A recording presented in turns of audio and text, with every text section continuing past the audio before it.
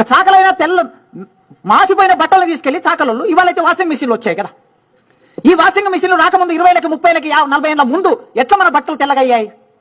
మట్టిలో సౌడు ఉందని, సౌడుకు ఆమ్ల గుణం ఉందని, ఆ ఆమ్ల గుణం తీసుకొచ్చి సౌడుని తీసుకొచ్చి కుండలో ఉడకబెట్టి వేడి నీళ్లు చేసి ఉడకబెట్టి వాటిని ఉతికి తెల్ల బట్టలు చేసుకొచ్చి ఇచ్చారు.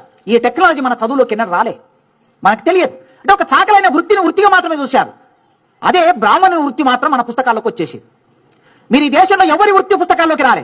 బ్రాహ్మణుల వృత్తి వాళ్ళు చేసే ప్రతి మంత్రం మన పుస్తకాల్లోకి వచ్చింది. వాళ్ళు పాడే లేదా చదివే ప్రతి మంత్రం మన జీవితాల్లోకి వచ్చింది. ఆ మంత్రం లేకపోతే ఇంట్లో నుంచి బయటికి వెళ్ళలేవు. ఆ మంత్రం లేకపోతే మన పనులు ఏవి నడవు.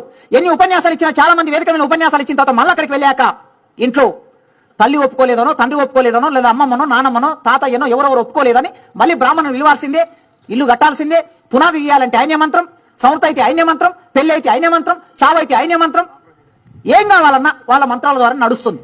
మరి మిగతా కులాలు ఎవరైనా వాళ్ళ వృత్తుల ద్వారా ఈ సమాజాన్ని డామినేట్ చేయగలుగుతున్నారా? లేదు. కేవలం ఒకే ఒక కులం డామినేట్ చేయగలుగుతుంది.